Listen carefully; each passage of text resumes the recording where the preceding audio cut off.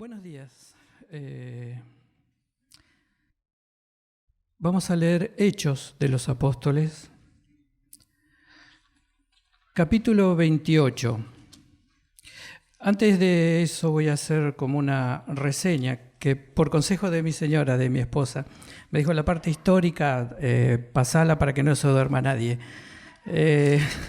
Así que voy a tener que hacerlo medio al galope. Es el versículo 18, soy obediente, al menos trato. En realidad, para contextualizar lo que vamos a leer en el capítulo 28, habría que remontarse al capítulo 23 y seguir hasta el 28.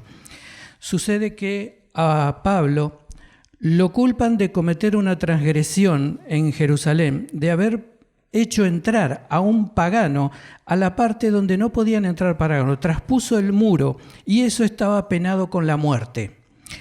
Los judíos no podían matar a nadie porque estaban los romanos por encima de ellos. Tenían que acudir o ir a acusarlo frente al gobernador o a la autoridad que estuviera de turno.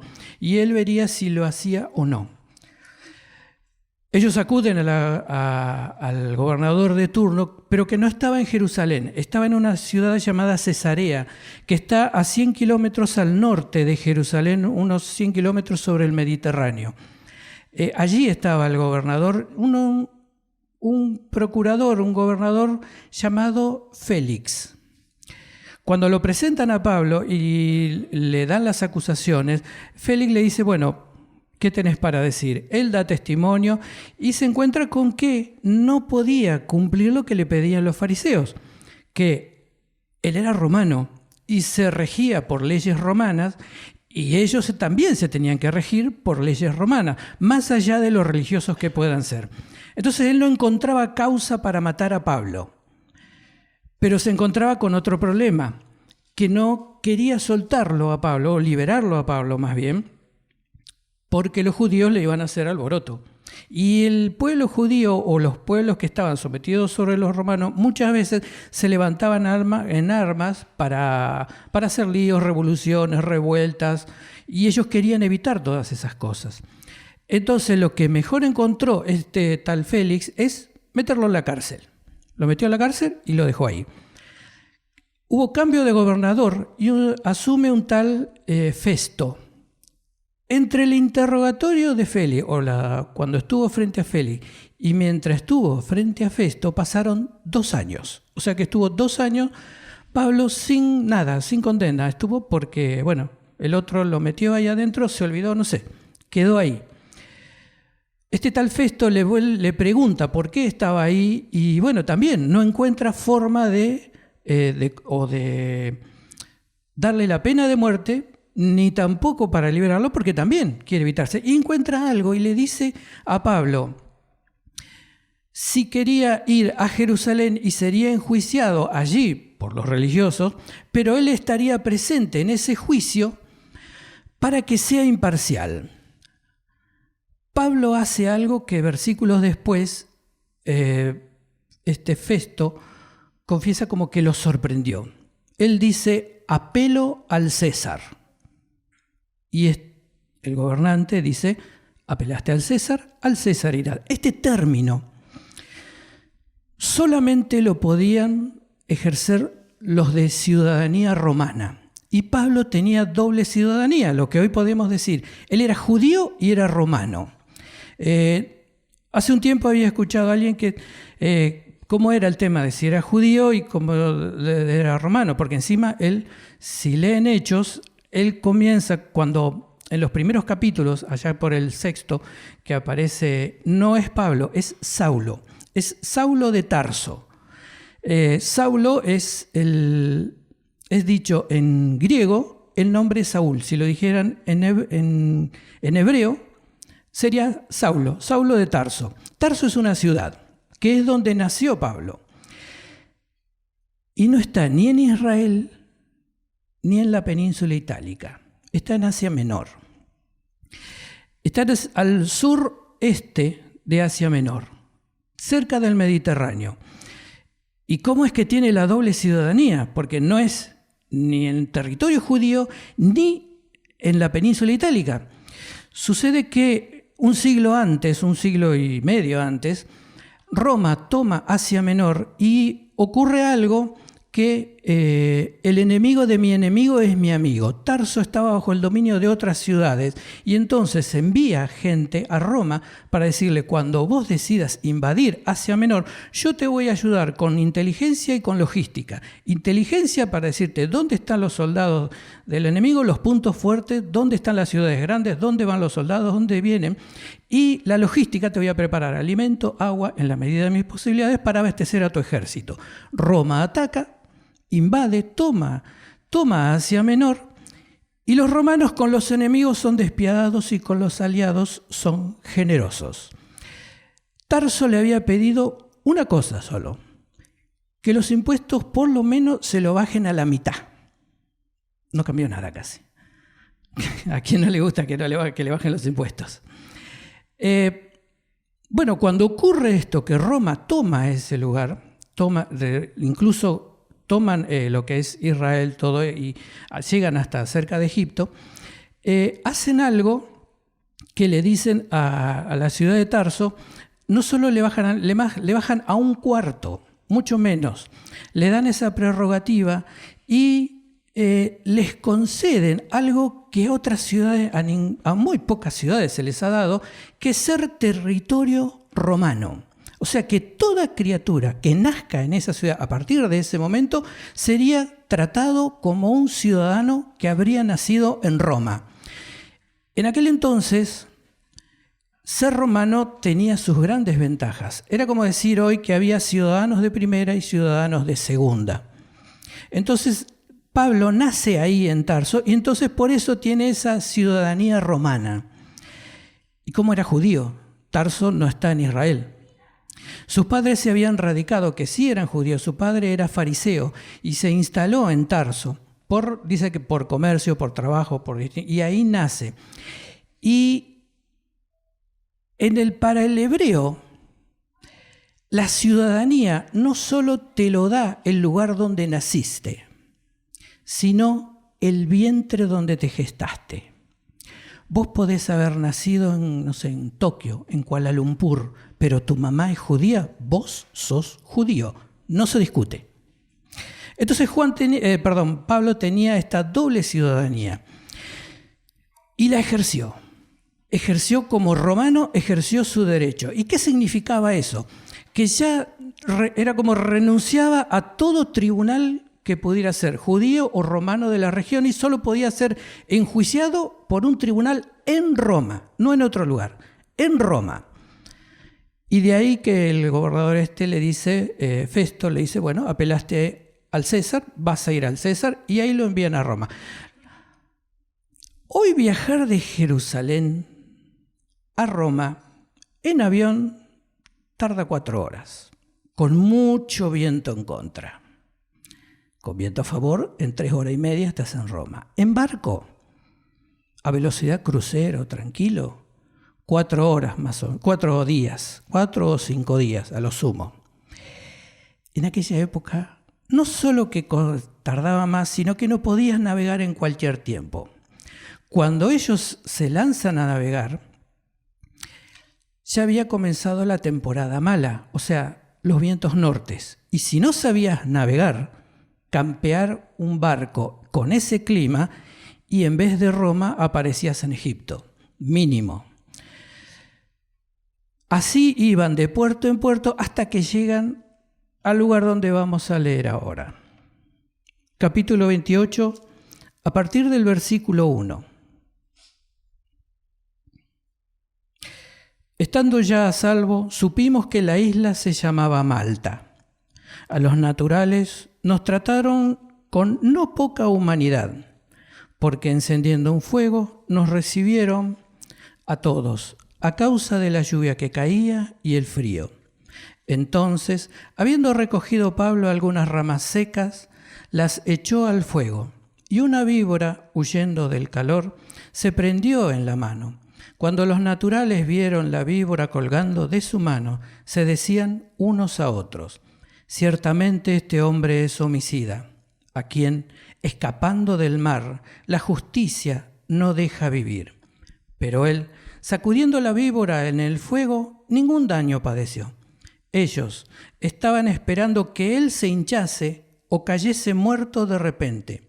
Mas habiendo esperado mucho y viendo que ningún mal le venía, cambiaron de parecer y dijeron que era un dios. En aquellos lugares había propiedades del hombre principal de la isla llamado Publio, quien nos recibió y hospedó solícitamente 3 días. Y aconteció que el padre de Publio estaba en cama, enfermo de fiebre y de disentería. Y entró Pablo a verle, y después de haber orado, le impuso las manos y le sanó.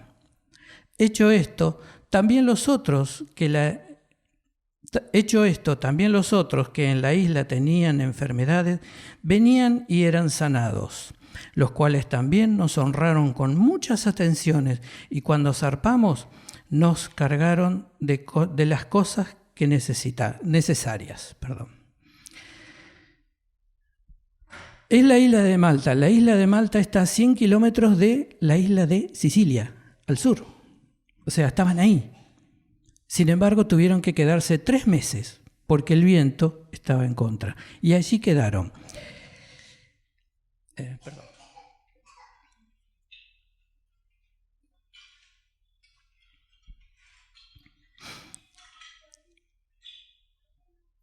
Pablo,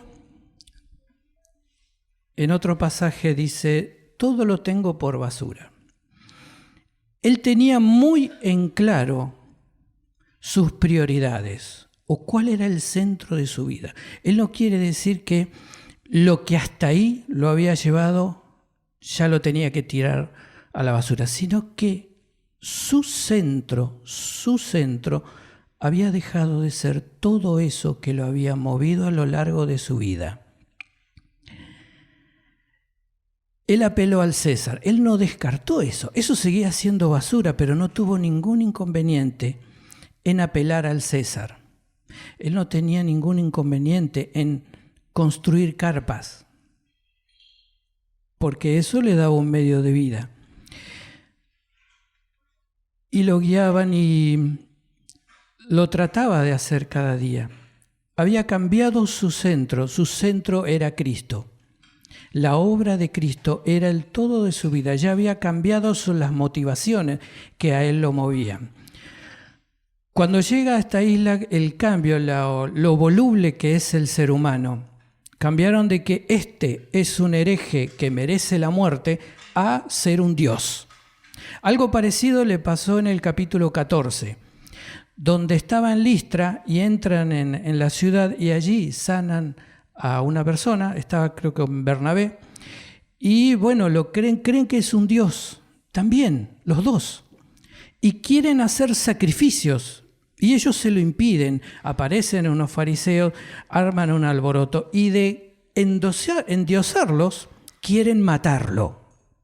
De hecho, lo apedrearon a Pablo, lo tiran afuera de la ciudad, lo dan por muerto. Los apóstoles, que no dice exactamente quiénes estaban, pero lo rodean, y él vuelve a la vida. Y uno dice, bueno, lo amasijaron a piedrazo, ¿qué va a hacer? Me voy, chau. No, volvió a entrar a Listra a terminar lo que Dios le había enviado a hacer. En este pasaje es distinto. A él lo ven como un Dios, pero no menciona de que quieren hacer sacrificios, esta gente cuando menos. Pero habla de este pasaje que está el principal de la isla, que es el gobernante que es puesto por Roma en ese lugar. Y le sana al padre. Y después continúa y hay más sanidades. Y acá voy a detenerme un momento. Hay escritos como que le bajan el precio a los milagros del Señor cuando usan a un hermano, que no creen que Dios puede hacer milagros. No solo aquí, porque he visto muchos escritos, no, porque Lucas era médico, el escritor de esta carta era médico. Y ahora también voy a hacer una diferenciación, una aclaración en los términos que puso Lucas. Lucas es muy detallista en los términos con los que escribe. Cada uno escribimos como hablamos. Y Lucas utiliza términos médicos, que hoy en día, bueno, términos de la época.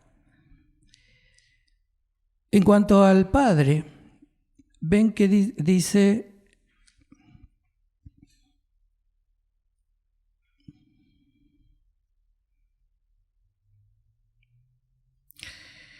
después de haber orado, le impuso las manos y le sanó. Ese es el versículo 8, es el final.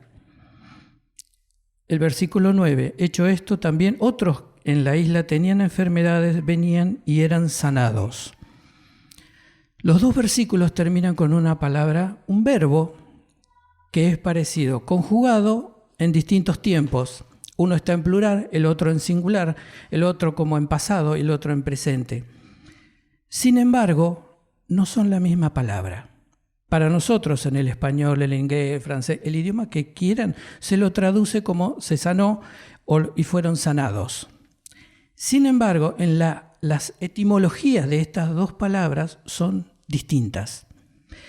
La del versículo 19, cuando dice, hechos esto, también los otros que en la isla tenían enfermedades venían y eran sanados. Esa palabra sanados, de hecho, es la raíz de una palabra que hoy en día es conocida y se utiliza, y bueno, todos la debemos conocer, que es terapia. Terapia, creo que todos conocen lo que significa esa palabra o que se utiliza, o si uno dice terapia intensiva, terapia, no sé, psicológica, sabe de lo que, más o menos de lo que se está hablando.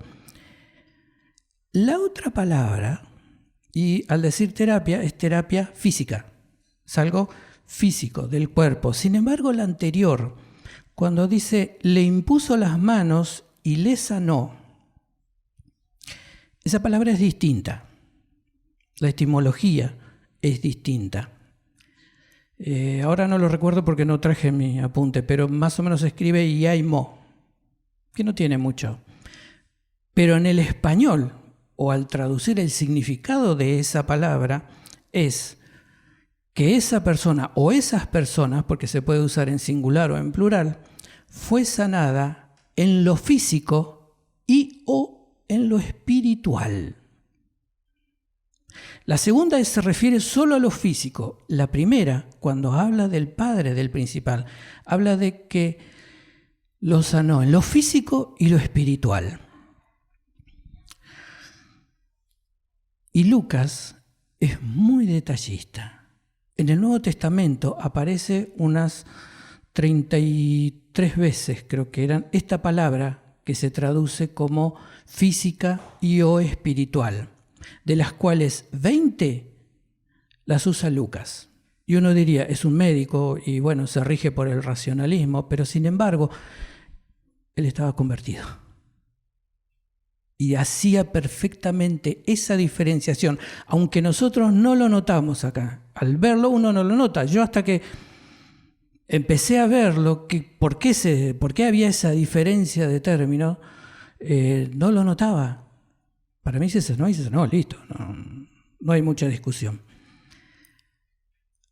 Dios cuando determina hacer una obra completa en alguien, lo hace. Hace unos días estuvimos con mi señora en una reunión y ahí charlando con otros matrimonios, recordé algo que tenía olvidado hace años, más de 30 años. Y bueno, y lo expuse y después en la semana fui recordando detalles que los tenía olvidados. Incluso más o menos los años. Año 1998. Estábamos con mi familia, mis padres, mi familia, estábamos en un culto domingo a la mañana. Y a mi padre le dicen, en el predio había una familia que vivía, la esposa de la familia estaba enferma, estaba delicada. Y entonces le dicen a mi padre, si le puede llevar la Santa Cena, porque en la congregación donde estaban, los domingos siempre había Santa Cena. Había cultos domingo a la tarde y a veces sí, una vez al mes había a la tarde también. Pero ese era un domingo a la mañana y le llevamos. Y mi papá me dice, Mario, acompáñame. Él llevaba la copa con un platito encima y yo llevaba como una especie de cajita con pan adentro para llevarle la Santa Cena. Cuando llegamos a la casa, que estarían a unos 50 metros dentro del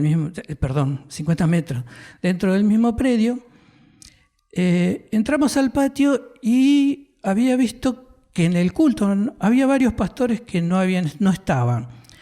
Y los encontré y que salían de la casa de esta familia. Y había alguien que yo no conocía. Un hermano que yo no sabía de dónde era ni cómo se llamaba. Y cuando sale, él dice algo, le dice a uno de los pastores, le dice, no tuve libertad de proclamar. En ese momento entendí, pero no comprendí de qué venía la cosa. Entonces, bueno, pasamos con mi papá, le damos la Santa Cena y volvemos a la iglesia. Resulta ser que esa persona era el predicador de turno y que sin duda tenía el ministerio de la sanidad y de la liberación. Y yo seguía sin comprender. Y yo dije, bueno, porque pregunté, ¿quién es? Porque después lo vi ahí sentado y le pregunté, che, ¿quién es? Y me dijo, entonces va a hablar de esto. No habló de eso. Habló de la relación que debe tener el creyente con el Espíritu Santo para conocer realmente en la gracia de Dios que vivimos, para tener una conciencia plena, espiritual y conocer la gracia de Dios. Habló sobre eso. Y yo me quedé con la duda de qué es lo que había dicho. Pasaron los años, 3 años exactamente. Yo era alumno en el seminario y un día dice, bueno, va a venir a dar una charla. Y era este hermano. En ese momento era pastor. Ya era pastor cuando había venido. Y bueno, él habrá estado hablando unos media hora. Y después nos dice, ¿preguntas? Y ahí empezaron. Y una de las preguntas fue, ¿cuándo fue que recibió el don de sanidad? Y ahí nos empezó a contar. Nos dijo, fue en un culto, yo no era pastor, era diácono, y viene un hermano y me dice, Dios te da el don de sanidad. Y él dijo, bueno, amén, como dijo la hermana. Bueno, se va, continúa el culto, viene otro hermano y le dice, Dios te da el don de sanidad. Opa. Amén. Bueno, va con el pastor y le dice esto. Y el pastor le dice 3 palabras. Aprende a usarlo. Nada más. Y si yo me quedé ahí. Bueno, ¿qué quiere decir eso? Empezar a orar por enfermos. Y dice, yo no salí a buscar enfermos, no fui a hospitales, sino que, bueno, tenía cierta como vergüenza.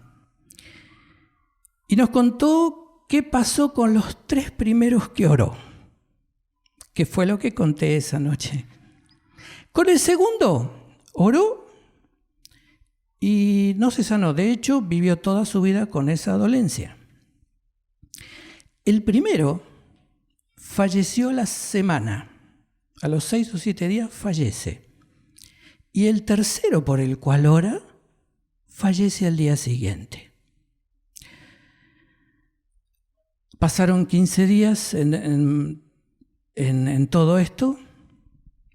Y dice, yo estaba en el culto, dice, tenía un lío en la cabeza. Yo decía, esto no es de Dios. Me rebelo, estoy enojado. Estos hermanos se equivocaron. Habrá sido palabra, pero era para otro, no era para mí. En ese culto vinieron hermanos de otra congregación Y entre ellos vino un anciano, no un anciano de título, sino que de años, 90 y pico de años.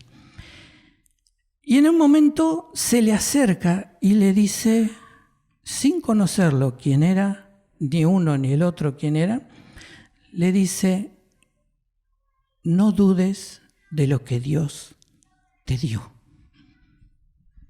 Y dijo, y ahora te voy a dar un par de consejos. Esto es lo que yo sentí de decirte. Ahora te voy a dar un par de consejos. Y le dijo,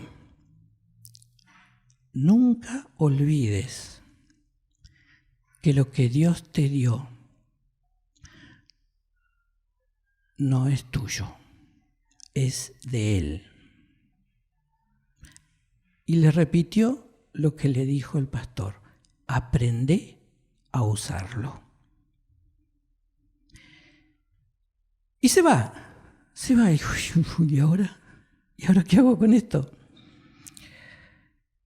Y bueno, se fue a orar en la casa y estuvo orando y ahí no se le aclaró nada. Dijo, la verdad que yo se veía peor. Encima, para peor de los males, porque tiene un hermano, no sé si vive aún, pero tenía un hermano un hermano de familia, que me parece que no es creyente, o no era creyente, no sé. Pero viene y le dice, mi suegra está resfriada, ¿podrías venir a orar por ella? Después de que, bueno, y dice, y eso no me ayudó para nada. Dice, después me puse a orar, pero me puse a orar en serio, porque junté todo esto y no sacaban nada. Y la verdad que seguí sin aclararme nada, pero el Espíritu Santo me dio paz. Aún así, tuve que aprender a hacer lo que me dijeron mi pastor y este anciano. Aprender a usarlo. Y ahí entonces le preguntamos, ¿cómo es para poder llevar adelante, para llevar adelante con responsabilidad espiritual el don que Dios me depositó en mí, como responsable de administrador de lo que yo no soy dueño, tengo que tener una relación profunda con el Espíritu Santo. Como creyente, como cristiano, tengo la obligación de orar por todos los enfermos. Pero solamente el Espíritu Santo me enseñó con el tiempo que solamente Él me puede dar libertad para proclamar sanidad sobre alguien determinado, cosa que no hago. Y ahí entendí lo que 3 años atrás había escuchado de este hermano que había dicho, no tuve libertad de proclamar. Pablo lo tenía claro. Ahí no sé si tendría lo que nosotros decimos el don de sanidad. No sé, la verdad que no lo sé. No era el centro de su vida. Los dones son necesarios. Pablo dice, anhelen los mejores dones, pero los dones no tienen que ser el centro de mi vida. El centro de mi vida es Jesús. Tiene que ser Él, guiado por el Espíritu Santo. Porque los dones, por más importantes que sean, por más visibles, porque hay dones que son visibles, así como las columnas de la iglesia. Hay columnas que son visibles y otras que no se ven, pero que tienen que estar. Hay dones que son visibles, y otros que tenemos dones que no son visibles, pero son necesarias para que las paredes se mantengan. Yo imagino que este edificio, donde bajan las cabreadas, hay una columna, creo. Sí, bien, acá el que lo diseñó. En otros lados no se ve, no sé si en esa esquina hay una columna, o en esa otra, o en esa otra. Él sabe. Cualquier cosa pregúntele a él. Pero los dones que son visibles o no son visibles son para la iglesia acá en la tierra. En la eternidad no van a servir de nada, porque está Dios. Y Pablo, Pedro, Juan y todos los apóstoles tenían bien en claro todo esto. cuál tenía que ser el centro de su vida. Ellos habrán cometido errores, muchas equivocaciones, le habrán pifiado un montón de veces, pero nunca cambió el centro de su vida. Ellos es lo que nos lleva a perseverar en su camino, no mis ganas se terminan. Las fuerzas de Dios son eternas y no se agotan nunca. Si yo estoy en la iglesia, no es porque me gusta o porque me siento bien, sino porque Dios quiso que estuviera acá, tanto yo como cada uno de los que estamos presentes. Y aquellos que no conocemos, es porque el Espíritu Santo obra en la vida de cada uno de una forma que uno tal vez no conoce, no sabe, no ve, pero Él lleva a mantenernos dentro de la iglesia. Y esto lo tenían claro. Ahí voy a parafrasear un pasaje de la Escritura de alguien cuando dice: al hombre impío o al hombre del mundo, su porción es el legado o la herencia para sí mismo, para sus hijos y aún para sus nietos. Mi parte es vivir en justicia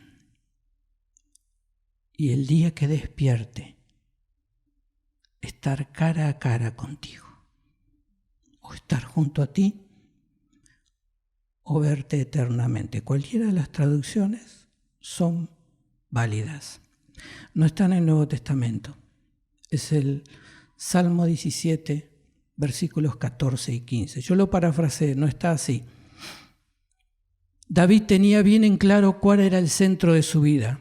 Cometió muchos pecados, y yo diría pecados pesados, que no quisiéramos hacer ninguno. Sin embargo, él era consciente de lo que vivía y para quién vivía.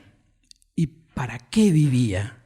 Eso lo tenía en claro, que cometió muchos errores y asumió las consecuencias de esos errores. Cuando su hijo Absalón se rebela contra él huye de Jerusalén y los sacerdotes quieren salir con el arca de la alianza, el arca del pacto. Lo sacaron del lugar santísimo para irse con el rey. Y él le dice: no mezclen las cosas.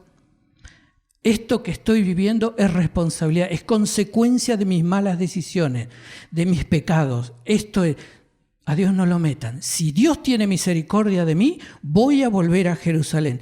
Si no, moriré en otro lugar. Él volvió a Jerusalén, pero Absalón murió.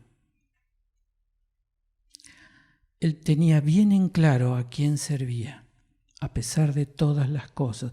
Lo mismo que Pablo, que Juan y tantos otros que no conocemos sus nombres, tenían bien en claro de que lo que tenemos no es nuestro, es de Dios. Somos meros administradores de dones que tienen repercusión en el mundo espiritual de la iglesia. Los dones son para edificación de la iglesia, para edificar a mi hermano, a mí mismo y a todos y cada uno.